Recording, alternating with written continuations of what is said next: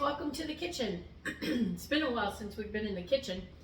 And if you remember the other day, I dug up my Jerusalem artichokes, which are also referred to as sunchokes. And I told you that I wanted to ferment some. Now I actually, let me grab my bowl of them. I actually had all of these here, plus these I grew in a flower pot. If you didn't see that video, check it out.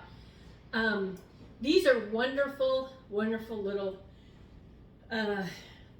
food bites that you can have. The Jerusalem artichokes are great for a food forest, somewhere where you want to put something that grows food that you don't have to tend to, you don't have to do anything with. They're going to grow in good soil, bad soil, and they're crunchy and they taste kind of like a potato. So these I'm going to put back in the ground for next year, and they don't keep well, so you only want to dig what you want to use unless you're transplanting them. And once you put them in the ground, though, you'll probably never get rid of them. They're in the sunflower family, and they grow at least 5 foot tall with beautiful yellow flowers on them. So they're really pretty as well. I'm going to go put these in the ground later today, but for right now, like I said, we are going to ferment some. So what I did was I washed these very, very clean because we don't want any dirt. We don't want any dirt in our ferment. And so I'm going to chop these. And I need a jar here to put them in. I have a clean, sterilized jar. And I'm going to cut these into like bite-sized pieces. This one happens to be the biggest one. If there's a dirty end or something, you'll want to cut that off. And I'm just going to start to fill my jar, or a brown end or something, because I actually did these a couple of days ago. And like I said, they don't keep. The others, I picked out the crunchy ones. The others are starting to get soft, so I need to get them in the ground today. So I'm cutting these just bite-sized chunks. If there's a bad blemish or something like this one has, I cut it off, because whatever, ferments, they just explode the vitamin content. I don't know if you've ever fermented something, but it's delicious. It's using salt, a salt brine, and we're going to put these here. But it's very healthy, produces a lot of good bacteria for your gut. And hopefully, I think I got just about the right amount I pulled out here for a pint jar. You can kind of shake them down in there. Helps. Shake, shake, shake. And we're going to want everything to stay under the brine, so we need to be sure and push everything down in. Okay, the next thing you're going to need, and you don't have to, but I want to, is a flavor. So we're going to run out to the garden and grab, I don't know, let's go see what there is to flavor these up besides the salt. You don't have to do this, but I like to, and I also probably will grab some garlic. So let's go to the garden. So one of my favorite things to ferment with is dill, and right now I don't have any dill. I have harvested it all and dried it. So you don't want to use dried herbs for fermenting because they will float to the top. You want something fresh that's going to stay down in the brine. So let's go see what else we can find out here. Let's go to the garden. That's the fun thing, is you can go out and you can find whatever's in there and use it. All right, look at this bunch of thyme. I think thyme and garlic would be a great choice. So let's do that. It doesn't take a lot. Whatever flavor you have in your ferment is going to be multiplied multiple times over. So this is beautiful. Look how green. So this will be perfect. Let's go back in.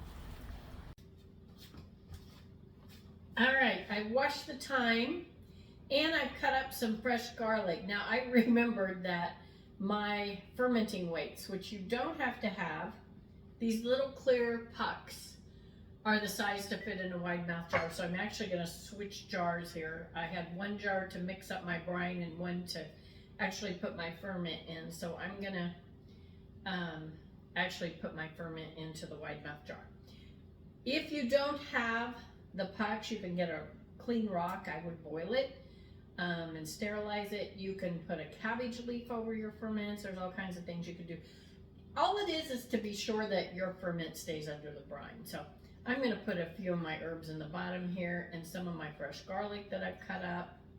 And then I'm going to start putting these back into the other jar. Now that I got them all tightly stuffed in there, I don't know how I forgot that my lids fit those jars instead of the regular mouth mason jars, but that's all right. It's no big deal to switch them.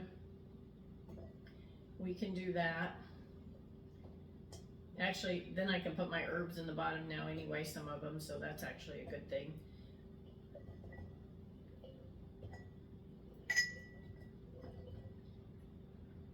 Okay, we're almost there.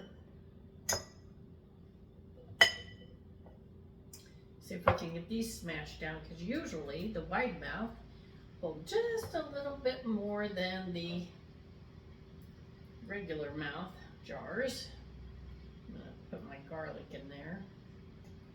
There's so many spaces in the side here. So we definitely will want to keep the brine level above, so we're going to get this kind of smushed down in here. And if you can't, you might have to repack it a little bit, and that doesn't hurt anything. You can actually do the very same thing here with radishes or all kinds of things. So crunchy vegetables. This is the same recipe you would use for doing sauerkraut, cabbage. All of it is so good for you. You can do dilly beans. So I think that's not quite down far enough. I may have to take a couple of these out if I don't get them down in there better. But you just have to arrange them so they fit. I had them in the other jar pretty well.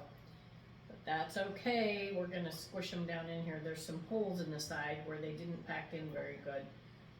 So we're going to change it up and fill in those spaces really well.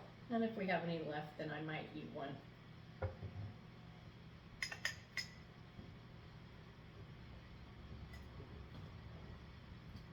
It's actually better when you don't dump them all in and when you stick them down in the little empty spaces one at a time.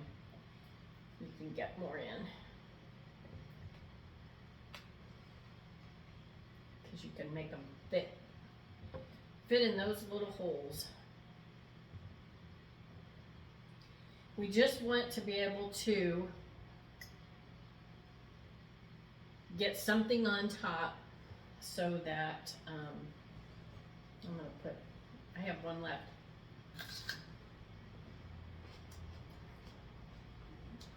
Raw actually tastes better than the potato.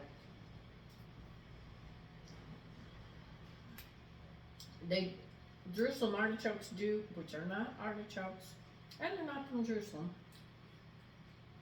contain inulin, which can cause gas problems if you're not used to them. The fermenting process is supposed to lessen that and take care of that. Okay, now the rule of thumb is, sorry I'm chewing, half as much water as whatever size jar you have. So I'm going to put, sorry, I had to step away for a minute. Alright, I put half a pint of jar of water, and I use distilled. Do not use tap water for ferment. Chlorine, fluoride, they're so bad for you, but also they'll stop your ferment. 2 teaspoons of salt. Don't use iodized salt. Use, well, a pink sea salt, but I use Redmond's, and if you've never tried Redmond's, you'll love it. It's actually good for so many things. Okay, I'm going to put the lid on. I'm hoping this will fit down in there.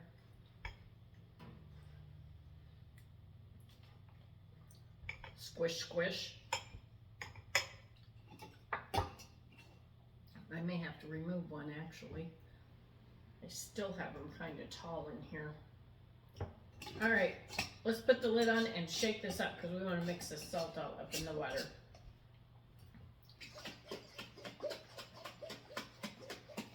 Shaky, shaky. I hope you try fermenting something. Radishes stay crisp, cabbage stays crisp, dilly beans stay crisp. You can put some hot peppers in something if you want. I don't particularly want that in these, but it's good in a lot of ferments, and I have done it. All right. In fact, we're gonna ferment some jalapenos too. I've got so many peppers in the garden. Okay, so I overfilled this. You know, I'm just in real life here, making it work out.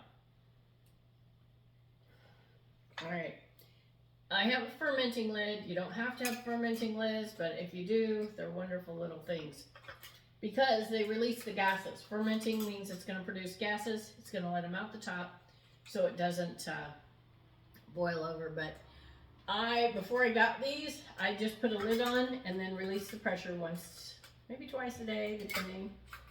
Oh, you know what? This sticks down further, so you know what? I'm going to add a little more brine to that, and I may not use a fermenting weight because it's staying under. Those are squished in so tight, they're staying under the brine. So I'm not going to use my fermenting weight, but you have to be sure that whatever you're fermenting stays under the brine. You can see this is squished down now, so you know the water's up, the liquid's up. Because if it's above the brine, you can get mold. And we don't want mold in our ferment. We want it to be nice and safe.